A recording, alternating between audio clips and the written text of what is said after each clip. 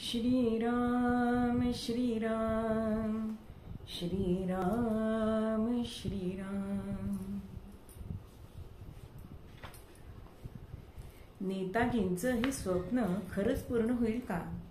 महिलांची स्वतंत्र रेजिमेंट होऊ शकेल? 2-3 वर्ष मी इथे वावरतेय. इथल्या स्त्रियांना जवळून पाहतेय. त्या मध्यमवर्गीय आहेत, रूढीप्रिय आहेत, परंपरावादी आहेत. त्यांना अजून स्वातंत्र्य चळवळीचा वाराही लागला नाही. स्वातंत्र्याबद्दल ओढ, उत्सुकता त्यांना वाटत नाही. आणि अशा स्थितीत त्या सैन्यात भरती होतील का? या आपल्या कार्यासाठी आपलं जीवन समर्पित करतील का? आणि समजा काही स्त्रियांनी याला संमती दिली तरी अशा किती स्त्रिया निघतील? असे विचार नेताजींच्या सभेतून परत आल्यानंतर लक्ष्मीबाईंना, म्हणजेच कॅप्टन लक्ष्मी सेहगल यांना येऊ लागले आणि त्या विचारातच त्या घडून गेल्या. रात्री अंथरुणावर पडल्यानंतर देखील या विचारांनी त्यांची पाठ सोडली नाही. रात्रभर त्या त्याच गोष्टीचा विचार करत होत्या. 4 जुलैला सिंगापूरमधील कॅथे हॉलमध्ये झालेल्या दक्षिण पूर्व भारतीयांच्या संमेलनात सुभाषचंद्रांनी रासबिहारी बोस यांच्याकडून भारतीय राष्ट्रीय आंदोलनाची सूत्र स्वीकारली आणि दुसऱ्याच दिवशी आझाद हिंद फौजेतील सैनिक, अधिकारी आणि नागरिक यांच्या प्रचंड सभेमध्ये सुभाषबाबूंचं हे भाषण झालं. त्या सभेला अतिशय कडक अशा खादी वर्दीचे ते आलेले होते. पायात उंच सैनिकी बूट होते. डोक्यावर ऐटदार घडीची टोपी होती. टोपीवर आझाद हिंद सेनेचा बिल्ला लावलेला होता. त्यांच्याबरोबर सैनिकी कार्यालयाचे अध्यक्ष कर्नल भोसले यांनी आणि इतर अधिकारी वर्ग सुद्धा होता. आल्यावर त्यांनी सैनिकी संचलनाची पाहणी केली. मग कर्नल भोसले यांच्याबरोबर ते व्यासपीठावर येऊन बसले. सुरुवातीलाच भोसले यांनी नेताजींनी आझाद हिंद फौज सर्वोच्च कमांडर म्हणून भार स्वीकारला असे जाहीर केले. ते ऐकताच सभेतून प्रचंड टाळ्यांचा कडकडाट झाला. कितीतरी वेळ तो चालूच होता. त्यानंतर नेताजी बोलायला उभे राहिले. आपल्या स्वातंत्र्य लढ्याला 1857 पासून सुरुवात झाली असून आता ही लढाई अगदी अंतिम टप्प्यामध्ये आलेली आहे. आपण स्थापन केलेल्या आझाद हिंद फौजेला दक्षिण पूर्व आशियातील 30 लाख लोकांचे समर्थन लाभलेले आहे. ही नवी फौजच आता ब्रिटिश साम्राज्याला अखेरची धडक देऊन हिंदुस्थानला स्वातंत्र्य मिळवून देतील असा माझा विश्वास आहे. मित्र हो, सैनिक हो, तुमची युद्ध घोषणा एकच असू द्या, दिल्ली चलो, दिल्ली चलो. या महायुद्धात ब्रिटिशांच्या फौजा मलायात आणि ब्रह्मदेशामध्ये पराभूत झालेल्या असल्यामुळे आपल्याला ही सुवर्ण संधी मिळालेली आहे. तिचा फायदा आपण घ्यायचा आहे. आणि हा संघर्ष मोठा कठीण आहे याची मला जाणीव आहे. कारण आपल्या पहिल्या पराभवानंतरही आपले सामर्थ्य एकवटून पुन्हा शत्रूसाठी लढण्यासाठी आपण सज्ज होत आहोत. म्हणूनच दक्षिण पूर्व आशियातील भारतीयांनी सर्व सामर्थ्यानिशी त्याचा मुकाबला केला पाहिजे.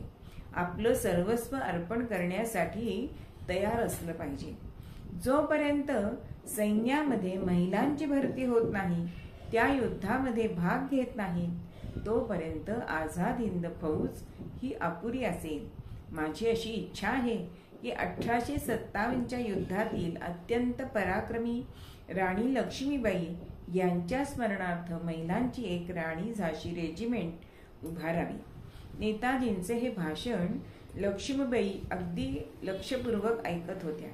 महिलांच्या सैन्याच्या रेजिमेंटची कल्पना त्यांना अत्यंत भावली होती. 6 जुलैला त्यांची सभा झाली आणि त्या सभेला जपानचे पंतप्रधान तोजो आले होते. त्यांनी आझाद हिंद फौजेला सर्व प्रकारची मदत करण्याचे आश्वासन दिले आणि नेताजींनी त्याबद्दल त्यांचे आभारही मानले. पुन्हा 9 जुलैला सर्वांच्या सभेमध्ये भाषण त्यांनी केले आणि ते करत असताना त्यांनी ब्रिटिश सरकारच्या टीकेचा मुद्दाम परामर्श घेतला. ते घेताना म्हणाले, मित्रांनो, आज आपली आझाद हिंद सेना ही जपान्यांना घाबरून त्यांच्या हातातली बाहुली बनलेली युद्धबंद्यांची फौज आहे असा खोडसाळ प्रचार ब्रिटिशांतर्फे मार्फत केला जातोय. या सेनेत जोपर्यंत ब्रिटिशांच्या सैन्यातून आलेले अधिकारी आणि जवान असतील तोपर्यंत हा प्रचार असाच चालणार. म्हणून आपल्या सेनेला खऱ्या अर्थाने आझाद हिंद फौज म्हणायचं असेल तर प्रत्येक सुदृढ सक्षम नागरिकाने या सेनेमध्ये सहभागी झाले पाहिजे. आणखीन एक गोष्ट तत्परतेने केली पाहिजे आणि ती म्हणजे राणी झाशी रेजिमेंटची उभारणी. ते काम झाले की आत्ता होणारी टीका आपोआप बंद होईल यात शंका नाही. पुन्हा याही भाषणात नेताजींनी महिलांच्या सैन्य तुकडीवरती विशेष भर दिला होता. वारंवार त्याचा हा विचार ऐकल्याने आज भाषण ऐकून जेव्हा त्या लक्ष्मीबाई घरी आल्या तरी मनाला तोच विचार अस्वस्थ करीत होता आणि त्यामुळे त्यांना रात्रभर झोप लागली नाही. सकाळी एक आझाद हिंद सेनेचा कार्यकर्ता त्यांच्या घरी आला आणि म्हणाला की यल्लप्पांनी तुम्हाला कार्यालयात बोलवले. सकाळी आपली आठवण का व्हावी हे त्यांना कळेना आणि त्या कार्यालयात गेल्या. या बसा. स्वागत करून ते पुढे म्हणाले की तुमच्याशी एका महत्वाच्या विषयावर बोलायचं आहे. नेताजींनी काल आपल्या भाषणात महिलांची सैनिकी तुकडीबद्दल विषय काढला होता त्याबद्दलच ना? हो. तुमचं मत काय आहे असं यल्लप्पांनी लक्ष्मीबाईंना विचारलं. अशी रेजिमेंट काढायला हरकत नाही. सध्याच्या राजकीय संधीचा आपण फायदा घेतलाच पाहिजे. एक सशस्त्र मुक्ती सेना तयार करून इंग्रजांची जबरदस्त टक्कर घेण्याची संधी या निमित्ताने आपल्याला चालून आली आहे आणि माझं असं ठाम मत आहे की सशस्त्र क्रांतीतूनच आपण स्वातंत्र्याच्या ध्येयापर्यंत पोचू शकू आणि या कामात स्त्रियांनीही मागे असता कामा नये. पुरुषांच्या बरोबरीने त्यांनीही सहभागी व्हायला हवे असेच मला वाटते आहे. बराच वेळ त्यांची चर्चा चालू होती आणि मग लक्ष्मीबाईंचं मत कळल्यानंतर यल्लप्पांनाही एक नवा उत्साह मिळाला. दोघांनी एक कार्यक्रम तातडीने ठरवला. 12 तारखेला एक खास सभा आयोजित केली. त्या सभेत स्त्रियांनीच नेताजींना मानवंदना द्यावी असं ठरलं. वेळ थोडा होता. थोडा म्हणजे किती, अगदी 2 दिवस. तयारी वेगाने करायला हवी होती. त्या दिवशी त्यांनी संपूर्ण शहरात फिरून बऱ्याच जणींची गाठ घेतली आणि त्यातील फक्त केवळ 20 महिला तयार झाल्या. त्यांना मानवंदनेसाठी आवश्यक शिक्षण द्यायचे होते. आझाद हिंद फौजेच्या मुख्यालयाने त्यांना या कामी मदत केली. त्यांनी 2 उत्तम प्रशिक्षक दिले. मग त्या दिवशी आणि दुसऱ्या दिवशी 3-3 तास या महिला प्रशिक्षण घेत होत्या. मग कवायत करून त्यांच्याकडनं घेण्यात येत होती. बंदूक उचलायची, ती खांद्यावर ठेवायची आणि ती वागवायची सवय नसल्यामुळे त्या बायकांचे हात कमालीचे दुखायला लागले. पण आपण काहीतरी नवीन करतोय ही कल्पना त्यांना सुखावीत होती आणि त्यामुळेच त्यांना त्या श्रमाचा विसर पाडत होती. आपण कधी एकदा नेताजींना मानवंदना देतो आहोत असं त्या सगळ्यांना होऊन झालं होतं. ही सगळी तयारी नेताजींपासून गुप्त ठेवण्यात आली होती. त्यामुळे त्या समारंभात स्त्रियांनी त्यांना लष्करी मानवंदना देताच ते अत्यंत चकित झाले आणि एका अर्थाने त्यांच्या राणी झाशीमेंटची मुहूर्तमेढच रोवली गेली होती. प्रसन्नतेने ते या उपक्रमाचे स्वागत करून म्हणाले की आजचा तुमचा उत्साह आणि तयारी बघून मी खूप आनंदून गेलो आहे. भारतीय महिला पुरुषांच्या बरोबरीने कार्यरत असतात. त्यांना बरोबरीने साथ देतात. रणक्षेत्रावरही त्या त्यांच्या समवेत लढतात. आम्हीही तीच परंपरा पुढे चालू ठेवणार आहोत. कार्यक्रमानंतर दुसऱ्याच दिवशी यल्लप्पांचा निरोप आला. नेताजी तुम्हाला भेटू इच्छितात. संकल्पित महिला रेजिमेंट संबंधी त्यांना तुमच्याशी चर्चा करायची आहे. निरोप ऐकताच लक्ष्मीबाईंचं मन अगदी आनंदून गेलं. एका आंतरराष्ट्रीय कीर्तीच्या नेत्याने आपल्याला चर्चा करण्यासाठी बोलवावे, याहून कोणता मोठा सन्मान मिळणार आहे. पण आनंदाचा तो बहर ओसरल्यावर मनात एक शंका आली की हे सगळे वेगळे काम आहे, साहसी काम आहे. आजपर्यंत तुला याची कधीही सवय नव्हती. सारा तुझा आयुष्य क्रमच बदलून जाईल. करशील हा बदल? झेपेल तुला हे जीवन? असा लगेच दुसरा विचार त्यांच्या मनात आला. तर पुन्हा पहिल्या मनाने सांगितलंय की नाही तरी पूर्वीपासून चाकोरीबद्ध जीवन तुला जगायला कुठे आवडत होतं? तू सिंगापूरला आलीस त्याही वेळेला एक विचार, काहीतरी नवीन करायला मिळावे असा विचार तुझ्या मनात होताच ना. असं त्यांच्या मनामध्ये एक प्रकारची आंदोलनं सुरू झाली. आणि मग के मेनन यांच्याबरोबर राजकीय चर्चा, भारतीय स्वतंत्रता लीग या संस्थेच्या कार्यालयातील सक्रिय सहभाग, या गोष्टींची चाकोरी बाहेरच्याच नाहीत का? आणि तुझे मतही स्त्रियांनीही लढा द्यावा असाच आहे, त्यांनी तिच्यामध्ये भाग घ्यावा असाच आहे.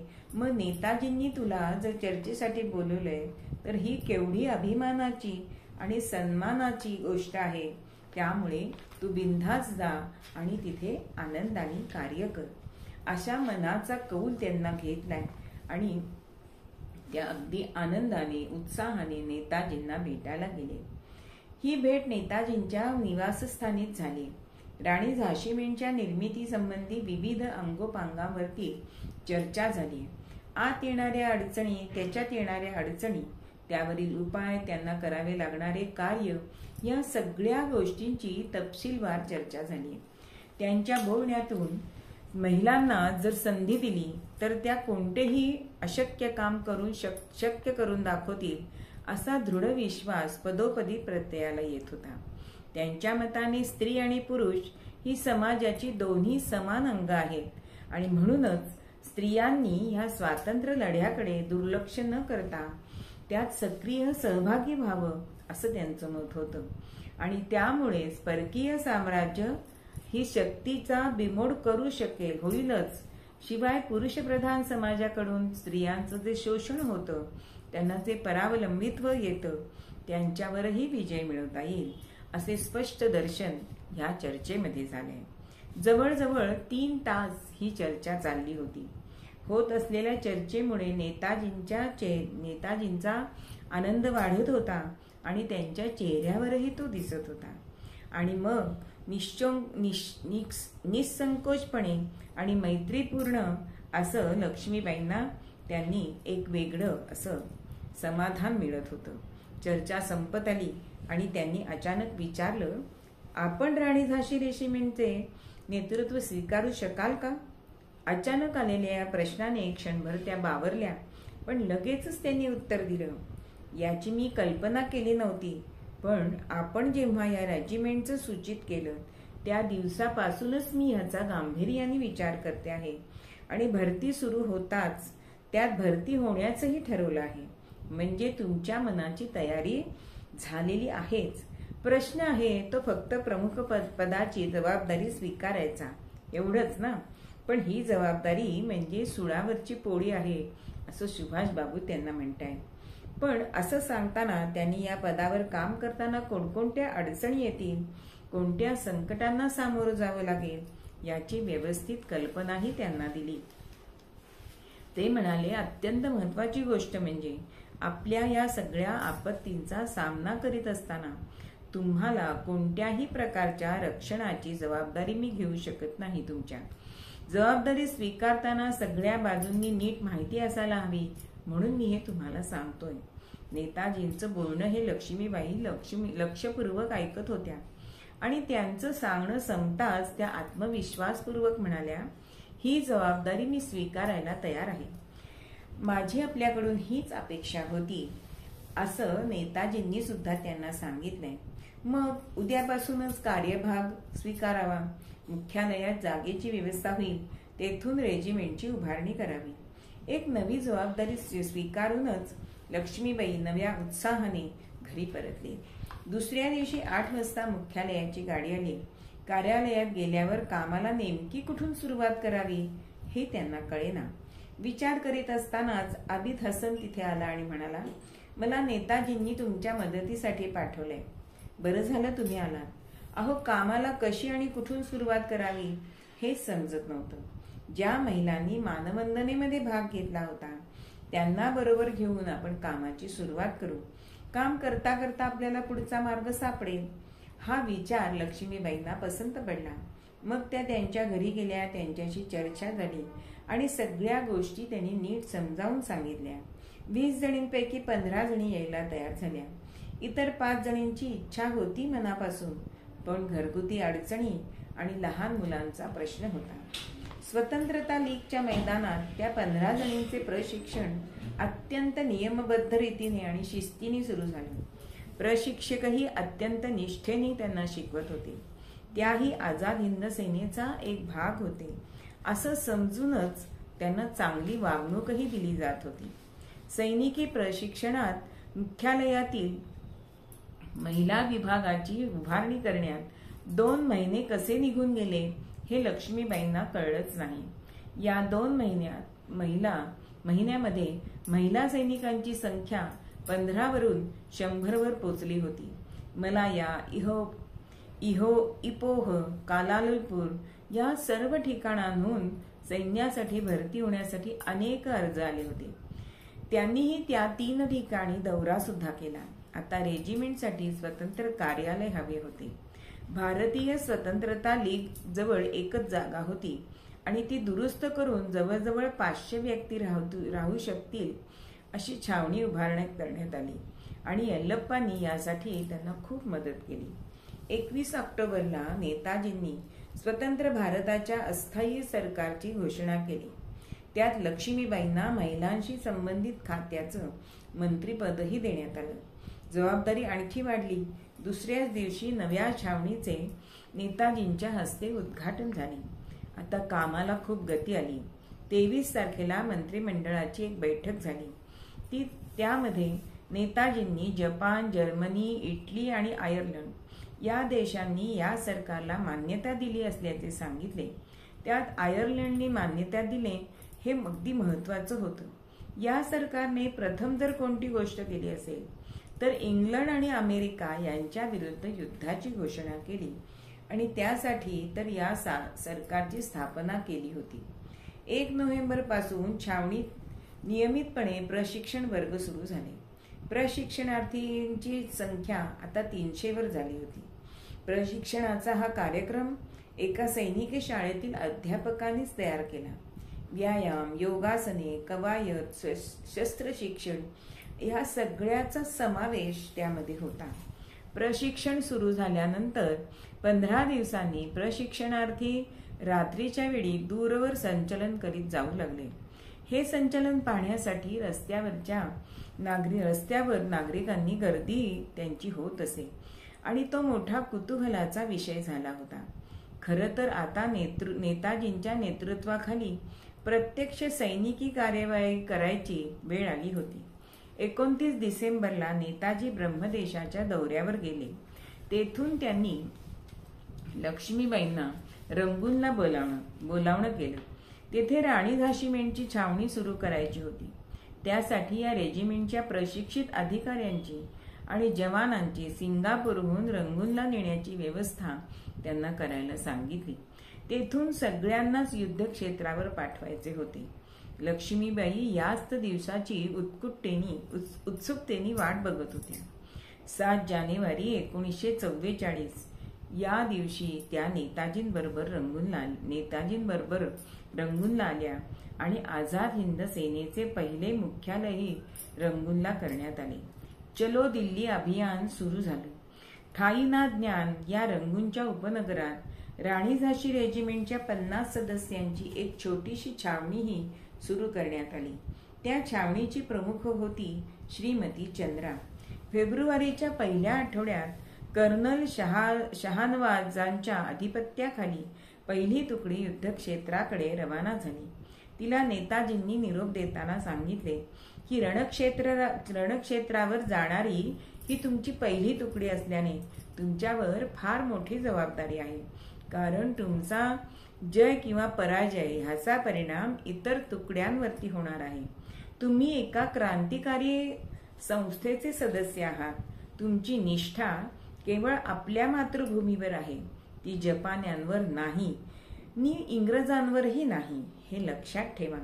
त्यानंतर शहानवाज यांनी नेताजींना आश्वासन देताना सांगितलं की माझे सैनिक तुमचा शब्द न शब्द लक्षात ठेवतील. प्रत्येक संकटाला ते धैर्याने सामोरे जातील, कारण ते एका उदात्त ध्येयासाठी आणि न्यायासाठी लढायला निघाले आहेत. आपल्या मातृभूमीच्या स्वातंत्र्यासाठी ते झुंजत आहेत. नेताजींनी मानवंदना स्वीकारले आणि तुकड्या तुकड्यांनी त्यांनी पुढे आगेकूच केले. 8 दिवसांनी आराकान भागात त्यांनी इंग्रजांच्या एका मोठ्या तुकडीच्या आक्रमणाला परतवून लावले. तिची आगेकूच सुरूच होती. आझाद हिंद सेनेला मिळालेला हा पहिला विजय होता. फेब्रुवारी महिन्यात रंगूनवर इंग्रजांचे हवाई हल्ले होऊ लागले. त्याचं प्रमाण वाढलं आणि प्रशिक्षण छावणी सुरक्षितेच्या दृष्टीने दुसरीकडे नेण्याची आवश्यकता भासू लागली. लक्ष्मीबाई जागेच्या शोधात होत्या. शेवटी बांबूच्या घनदाट जंगलात ती छावणी नेण्यात आली. 2 महिने रंगूनला काम करून लक्ष्मीबाई पुन्हा सिंगापूरला आल्या. रंगूनला जाताना त्यांनी तिथला सगळा कारभार श्रीमती थेवर यांच्याकडे सोपवला होता. त्यांनी त्या कालावधीत छावणीची खूप प्रगती केली होती. आता तिथे 400 लढाऊ महिला आणि 100 परिचारिका होत्या. येथील पहिली तुकडी ब्रह्मदेशाकडे रवाना होणार होती. त्यात अधिकारी 8 आणि 12 नॉन कमिशन अधिकारी, 80 सैनिक आणि 15 परिचारिका असणार होत्या. तेथे पोचताच लक्ष्मीबाईंनी जाणाऱ्या तुकडीसाठी साहित्य गोळा करायला सुरुवात केली. साहित्य कुठेही कमी पडू नये यासाठी त्या जातीने लक्ष देत होत्या. जाण्यापूर्वी त्यांची तयारी करायला एक जपानी अधिकारी आला होता. महिला इतक्या आत्मविश्वासाने काम करताना पाहून, नेमबाजी करताना पाहून तो अगदी अधिकारी थक्क होऊन झाला. सिंगापूरमधलं काम संपवून त्या पुन्हा रंगूनला आल्या. त्यावेळी राणी रेजिमेंटची एक तुकडी मेम्योकडे रवाना झाली होती. त्यातील 15 एप्रिलला एका सैनिकी ट्रकमधून 2 अधिकारी आणि 10 सदस्यांसह मेम्योकडे रवाना झाल्या होत्या. मित्र राष्ट्रांचे हवाई हल्ले हे खूपच वाढले होते आणि त्यामुळे अखंड सावधानता ठेवावी लागत होती. रात्री गाव पाहून थांबायचे, जवळचे अन्न शिजवायचे आणि रात्री ट्रकमध्येच मुक्काम करायचा, अशी दिनचर्या चालली होती. 4 दिवसांनी त्या मेम्योला पोहोचल्या. त्यांची ती रेजिमेंट एका मोकळ्या झालेल्या शाळेत उतरवली होती. पुढे खूप मोठे मैदान होतं, पण तेथे झाडे फारच कमी होती. त्यामुळे त्या इमारतीला हवाई हल्ल्यांचा धोका होता. पण तेथे फार दिवस राहायचे नव्हते, म्हणून त्याकडे त्यांनी फारसे लक्ष दिलं नाही. आणि आता तरीही एक जीवावरचा प्रसंग गुदरलाच. त्या दिवशी दिवसाच बॉम्ब हल्ला झाला आणि त्यांच्याजवळ विमानविरोधी तोफा नसल्यामुळे शत्रूच्या विमानांना खाली येताना काहीच अडचण आली नाही. त्यांनी खूप खाली येऊन बॉम्ब वर्षाव केला.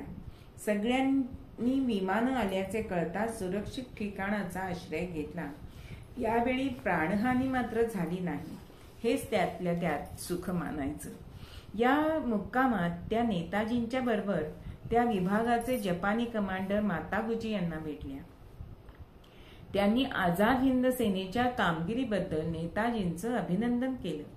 भारतात जाण्याचे जे प्रवेशद्वार इम्फाळ हे लवकरच जपानी सेनेच्या ताब्यात येईल असा त्यांचा विश्वास होता आणि ते ताब्यात येताच आझाद हिंद फौजा हिंदुस्थानात आगेकूच करणार होत्या. 1 जूनला त्यांच्या रेजिमेंटला निरोप देण्यासाठी भोजनाचे नियोजन केले होते. त्या दिवशी सैनिक पाहुणे होते आणि नेताजी आणि त्यांचे सहकारी हे यजमान होते. त्या दिवशी नेताजींनी स्वतः सैनिकांच्या पानात अन्नपदार्थ वाढले आणि प्रत्येकाला आपल्या अंगावर मुठभर मांस चढल्यासारखं वाटलं. त्यांच्या भोजनानंतर इतरांची जेवणे झाली. नेताजी आणि अधिकारी आपापल्या निवासस्थानी गेले. लक्ष्मीबाई आणि त्यांच्या सहकारी या झोपाला अंथरुणावर पडणार. नुकताच चंद्र उगवला होता. आपल्या सहस्र किरणांनी भूमीला शांतवत होता. त्या अमृतमयी शीतल किरणांनी सर्वांनाच जवळजवळ शांत वाटायला लागलं होतं. वाऱ्याच्या मंद अशा झुळका येत होत्या आणि दिवसभराचा क्षीणही हलका होत होता. आता शांत झोपायचे, पण ती शांत झोप कोणाच्याच नशिबात नव्हती. त्या रुपेरी चांदण्याच्या पार्श्वभूमीवर शत्रूची बॉम्बफेक करणारी विमानं दिसू लागली. त्यांची दूरवर येणारी घरघर ऐकू येऊ लागली. मग काय, एकच धावपळ, कसली झोप आणि कसलं काय. अतिशय चपळाईने सगळ्यांनी खंदकाकडे धाव घेतली. सगळ्या जणी तिथे पोचल्या मात्र आणि लक्ष्मीबाईंच्या लक्षात आलं की एक सरकारी सहकारी डोकं दुखतंय म्हणून औषध घेऊन छावणीतच झोपली होती. त्या चटकन माघारी गेले आणि तिला कसं तरी ओढत त्या खंदकापर्यंत आले आणि छावणीवरती बॉम्ब वर्षाव झाला. सगळी छावणी उद्ध्वस्त झाली. सगळे जण मरता मरता वाचले. खंदकासमोर दगडविटांचा ढीग पडला. बाहेर येण्याची वाट बंद झाली आणि विशेष म्हणजे छावणीतील महिलांनी हा बॉम्ब वर्षाव पहिल्यांदाच पाहिला होता. पण तरी सुद्धा भीतीचा लवलेश त्यांच्या चेहऱ्यावर दिसत नव्हता. काही वेळाने हवाई हल्ला टळल्याचा भोंगा झाला. नेताजी आणि त्यांचे सहकारी तिथे आले. त्यांनीही तो ढीग बाजूला करण्याची व्यवस्था केली आणि ढीग हलवता सगळ्यांना बाहेर पडता आलं. नेताजींनी सगळ्यांची राहण्याची व्यवस्था दुसऱ्या शाळेत केली. ही इमारत हिरव्यागार बनराईत होती. विमानांना सहजासहजी दिसण्यासारखी नव्हती. त्या दिवसापासूनच ब्लॅकआउटची सक्ती झाली. अचानक विमान हल्ला झालाच तर नुकसान टळावे म्हणून रात्रीचे पहारे आणि हल्ल्याचा अंदाज घेण्याची व्यवस्था केली होती. आणि या गोष्टीमुळे त्या दिवसापासूनच युद्धक्षेत्रावर असल्याचा अनुभव हा सगळ्यांना येत होता. राणी झाशी रेजिमेंटचा उत्साह टिकून होता. किंबहुना युद्धक्षेत्रावर जायला मिळणार म्हणून तो दिवसेंदिवस वाढतच होता. परंतु जागतिक युद्ध परिस्थिती मात्र दर दिवशी बदलत होती. मित्र राष्ट्र पुन्हा आक्रमक बनली होती. त्यांचे हल्ले वाढत होते. जपानला आत्मसंरक्षणात्मक पवित्र्यात यावे लागत होते. इम्फाळ अजूनही जपान्यांच्या ताब्यात आले नव्हते. ते जर पडले तर आझाद हिंद सेनेला ब्रह्मपुत्रेपर्यंत रोखू शकणार नाही याची इंग्रजांना चांगलीच कल्पना असल्यामुळे त्यांनी इम्फाळमध्ये विमानातून सैनिक उतरवून तेथील कुमक चांगलीच वाढवली. त्यामुळे ते जिंकणे फार अवघड होऊन बसले होते. तशात यावर्षी पावसानेही आधीच हजेरी लावली. मुसळधार पावसात तोंड बाहेर काढणेही अशक्य झाले.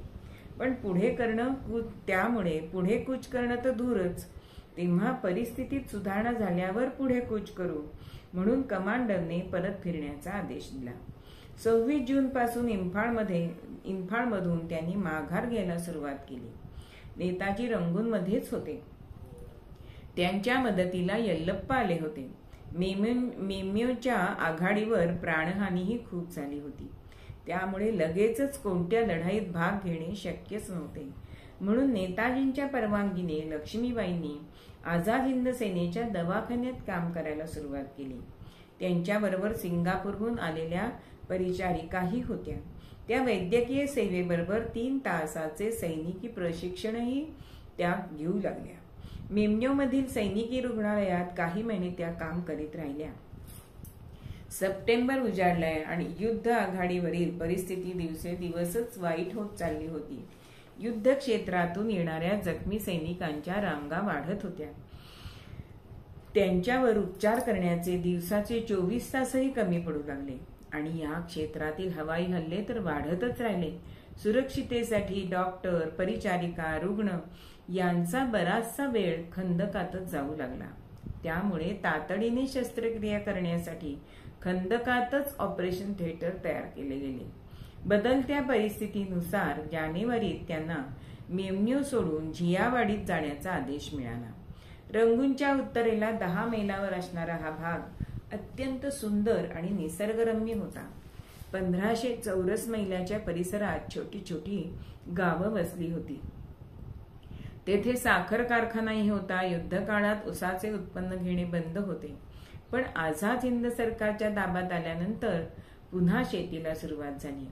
तेथे दवाखाना सुरू झाला आणि 3-4 दिवसातच तेथे जबरदस्त बॉम्बफेक झाली आणि सारेच उद्ध्वस्त झाल्याची पाहण्याची वेळ त्यांच्यावर आली. कारखान्यांवर बॉम्ब पडल्यावर बॉयलरचा स्फोट झाला. बहुतेक सारे कामगार हे मृत्युमुखी पडले वाचलेले लोक साखरेच्या उकळत्या पाकात हे भाजून निघाले. तो उकळता पाक त्यांच्या त्वचेवरून जाऊन मांसाला चिकटला होता. त्याची स्वच्छता करणे अत्यंत अवघड, फार भयानक आणि हृदयाला पीळ पाडणारे असे हे दृश्य होते. लक्ष्मीबाईंचे पथक त्यांचे सेवा करत होते. पण हे सगळे या सैनिकांमुळेच आपल्याला भोगावे लागते असे त्यांचे ठाम मत होते. त्यामुळे त्या लोकांकडे पाहण्याची दृष्टीच त्यांची बदलून गेली. त्यामुळे तिथे काम करणे किती अवघड आहे आणि नुसतं अवघड नाही तर अशक्यही होऊन गेले होते. अखेर त्यांनी कौला येथे जाण्याचा निर्णय घेतला. पण तिथेही काही दिवस होतात न होताच तोच परिस्थिती आणखी बदलली. ब्रिटिश सैन्याची आगेकूच चालूच होती. नेताजींना ही बातमी कळली. मंडाले लवकरच ते गिळंकृत करतील असा त्यांचा अंदाज होता आणि नंतर त्या फौजा रंगून मार्गेच पुढे सरकतील. अशा वेळी कौलाहून परतीचा मार्ग बंद होईल. म्हणून त्यांनी यल्लप्पांना, लक्ष्मीबाई आणि त्यांच्या पथकाला रंगूनला पाठवण्यासाठी कौला येथे पाठवले. पण दुर्दैव असे की ते ज्या वस्तीत उतरले होते तिथेच जबरदस्त बॉम्बफेक झाली आणि ते गंभीररित्या जखमी झाले. त्यांना रुग्णवाहिकेतून दवाखान्यात आणण्यात आले. पण दुसऱ्याच दिवशीच त्यांच्या जखमा ह्या चिघळायला लागल्या. तेथे राहणेही अवघड झाले. काय करावे या विचारात असतानाच मेजर साहेबांना कोणीतरी ही बातमी सांगितल्याने ते ट्रक घेऊन त्यांना आणि लक्ष्मीबाईंच्या रुग्ण पथकाला रंगूनला नेण्यासाठी आले. येताना त्यांनी औषधे आणली होती आणि त्यामुळे यल्लप्पांवरती औषधोपचार करता आले. हे सगळे रंगूनला जाण्यासाठी निघाले. पण जायच्या मार्गात हवाई हल्ल्याबरोबरच हल्लेखोरांची आक्रमणे वाढली. ट्रक सोडून जंगलाचा रस्ता धरावा लागला. जाताना एक जपानी लोकांचा गट भेटला. ट्रक सोडून जंगलाचा त्यांच्याकडून असं कळलं की रंगूनला जाण्याचा मार्ग बंद झाला आहे. म्हणून ते जंगलाच्या वाटेने थायलंडला जाणार होते. त्यांच्याबरोबर चलण्याचा त्यांनी आग्रह केला. पण यल्लप्पांची परिस्थिती अत्यंत नाजूक होती. त्यांना तो प्रवास झेपणारा नव्हता. म्हणून त्यांनी आडमार्गे असणाऱ्या छोट्या खेड्यात राहण्याचा निर्णय घेतला. 1 मैल चालून गेल्यानंतर एक छोटंसं गाव आलं. तेथे रात्रभर राहिल्यावर त्यांच्या असं लक्षात आलं की आपण शत्रूच्याच मुलखात आलो आहोत. म्हणून रात्रभर गोळीबाराचा आवाज येत होता. काय करावे असा प्रश्न होताच. आत्मसमर्पण? मन तयार नव्हतं. यल्लप्पांची स्थिती बिघडत चालली होती. जाता येता भिजल्यामुळे त्यांना निमोनिया झाला. ताप उतरत नव्हता. बरेच दिवसापासून त्यांना कफ, वात, पित्त यांचा त्रास होत होता. खरं म्हणजे हे फक्त शरीरदृष्ट्याच जिवंत होते, बाकी बेशुद्ध होते. पण त्याही परिस्थितीत त्यांना ध्यास लागला होता तो नेताजींच्या सुरक्षिततेचा आणि आझाद हिंद सरकारच्या आर्थिक परिस्थितीचा. ते बरळत असताना त्यावेळी त्याच 2 गोष्टी त्यांच्या मुखातून बाहेर पडत होत्या. म्हणजेच जे आपल्या मनामध्ये असतं तेच कसं बाहेर येतं हे याच्यावरून आपल्याला दिसतं. या पथकामध्ये 7 जण होते. जवळचा अन्नसाठा संपत चालला. 1 वेळेला जेवायला लागत होते. त्यामुळे अशक्तपणा वाढत होता. अधिक अशक्तपणा येऊ नये म्हणून शारीरिक कष्ट कमी केले. पण दात कोरून पोट किती दिवस भरणार? शत्रूच्या भीतीने जागा बदलाव्या लागत होत्या. 28 मेची गोष्ट. रात्री ते झोपडीत झोपले होते. पहाटे कसला तरी विचित्र आवाज आला आणि सारेच झोपेतून जागे झाले. तोच कसला तरी धातूचा तुकडा अंगाला टोचल्यामुळे लक्ष्मीबाईंना अचानक जाग आली. त्यांच्यावर 3 जपानी सैनिकांनी संगिनी रोखलेल्या होत्या. मरण डोळ्यापुढे उभं राहिलं. एकाला जपानी भाषा चांगली येत होती. त्याने आम्ही आझाद हिंद सेनेचे लोक आहोत हे सांगितले. पण काहीही केल्या ते ऐकून घ्यायला तयार नव्हते. त्यांनी सगळ्यांना एका झाडापाशी नेऊन घट्ट बांधले आणि सांगितले की आम्ही आमच्या अधिकाऱ्यांना घेऊन येतो. ते आल्यावरच काय करायचे ते ठरवण्यात येईल. 2 जण बंदुका रोखून त्यांच्या पाशीच थांबले. एकाने जाऊन त्यांच्या अधिकाऱ्याला आणले.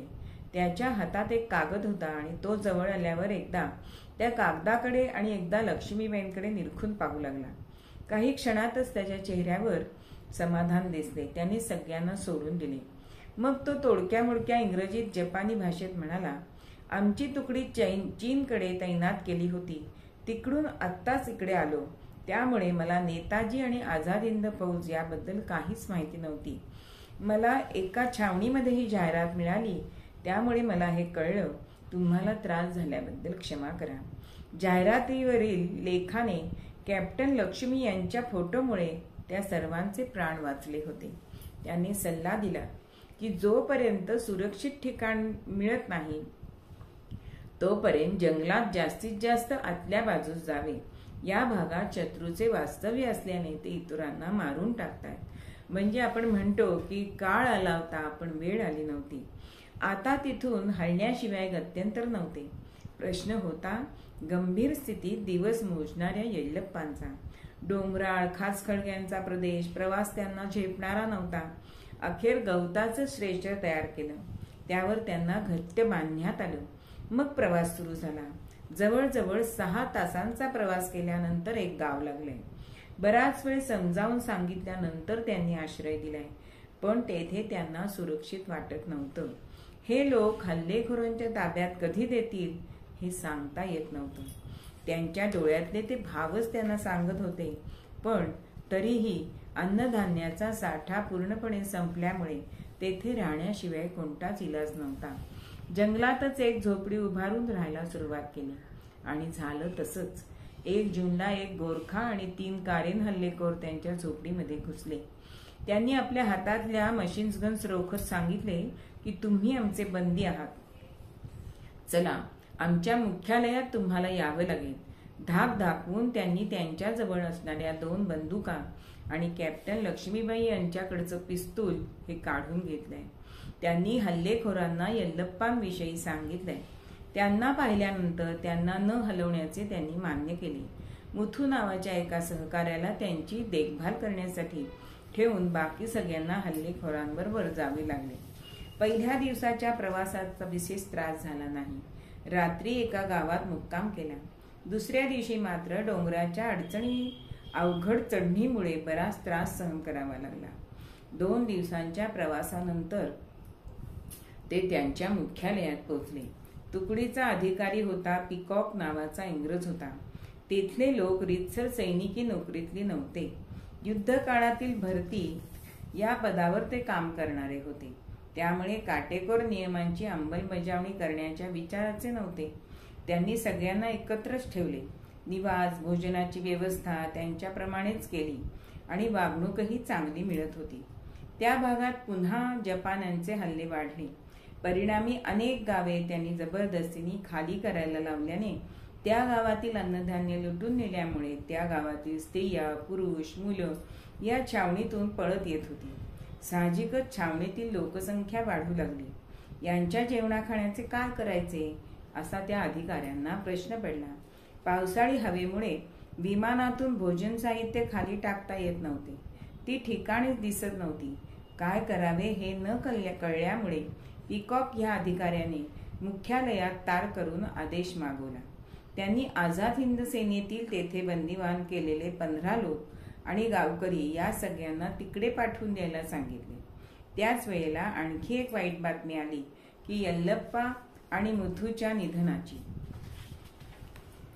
वार्ता सांगणाऱ्याला लक्ष्मीबाईंनी विचारलं, काय झालं रे? येल्लप्पांची मी समजू शकते, पण मुथूचं काय? त्यावेळीले जपानांच्या भीतीने तेथे लोक या दोघांना सोडून पळून गेले. दुसऱ्या दिवशी तिथे काही हल्लेखोर आले. त्यांना वाटले जपानी सैनिकांपैकीच कोणी झोपडीत आहेत आणि त्या झोपडीवर त्यांनी हातबॉम्ब फेकले. झोपडीला आग लागली. मुथू बाहेर पळू लागताच हल्लेखोरांनी त्याच्यावर गोळ्या झाडल्या. कारेन हल्लेखोरांना नंतर चूक कळली, पण तोपर्यंत झोपडीतील येल्लप्पांसह झोपडी जळून खाक झाली होती आणि स्वातंत्र्याच्या यज्ञात येल्लप्पांची अशी आहुती पडली होती. आदेशाप्रमाणे त्या मुख्यालयाच्या अधिकाऱ्यांनी सगळ्यांना तिकडे पाठवण्याचे ठरवले. संरक्षणासाठी एक सशस्त्र सैनिकांची तुकडी दिली. प्रवास सुरू झाला आणि लोकांच्या हालाला पुन्हा सुरुवात झाली. 100 मैलाचे अंतर पायी जायचे होते. रस्ता घनदाट जंगलाचा, वरून कोसळणारा मुसळधार पाऊस, अशा स्थितीत बायका मुलांसह जावे लागत होते. दिवसाला 10 मैल पेक्षा जास्त चालू शकत नव्हते. सकाळी उठल्यावर एक मग कडक कोरा चहा घ्यायचा आणि चालायला सुरुवात करायची. रस्त्याला फक्त 2-2 बिस्किटं देण्यात होती. तेवढ्यावर सगळा दिवस काढायचा. भुकेने जीव कासावीस व्हायचा. पण संध्याकाळच्या मुक्कामाच्या ओढीने पाय ओढत ओढत चालावे लागायचे. जवळ गाव दिसले की आजच्या तापातून सुटल्याचा आनंद व्हायचा. अशाच एका संध्याकाळी समोर एक गाव दिसत होतं. मन आनंदाने भरून आलं आणि अचानक विमानांची घरघर कानावर आली. अगदी कमी उंचीवर येत असावीत असं वाटलं. सर्वांना खाली पडण्याचा आदेश दिला. विमानांनी बॉम्ब वर्षाव केला. ती निघून गेली. पुन्हा एकदा सगळे मरता मरता वाचले. ज्या गावात मुक्काम होणार होता ते गाव उद्ध्वस्त झालं. झोपड्यांच्या जागी राखेचे ढीग तयार दिसत होते. त्यांच्या मनात आलं, आणखी थोडा वेळ गेला असता तर आपली सुद्धा अशीच राख झाली असती. सुदैवाने जवळच आणखी एक गाव होतं. त्याचा आसरा घेतलाय. त्या दिवसापुरती सगळ्यांची मुक्तता झाली होती. किती संकट ह्यांना झेलायला लागले ह्याच्यावरून आपल्याला दिसतं की 10 दिवसांच्या अथक प्रवासानंतर सारेजण टोंगू येथील मुख्यालयात पोहोचले आणि या जीवन घेण्या प्रवासात परिस्थितीने त्यांना अधिकाऱ्यांसह मनापासून एकत्र आणले होते. त्यांनीही काही एका मर्यादेत आझाद हिंद फौजेची उभारणी मागची भूमिका समजून घेतली होती. त्यातून ते त्यांच्या अधिक जवळ आले होते. मुख्यालयात सैन्य दलाच्या ताब्यात दिल्यावर ते लोक कदाचित गैरवर्तन करतील म्हणून अधिकाऱ्यांनी या 15 जणांना सद्वर्तनाची चांगल्या वागणुकीची प्रमाणपत्र दिली होती.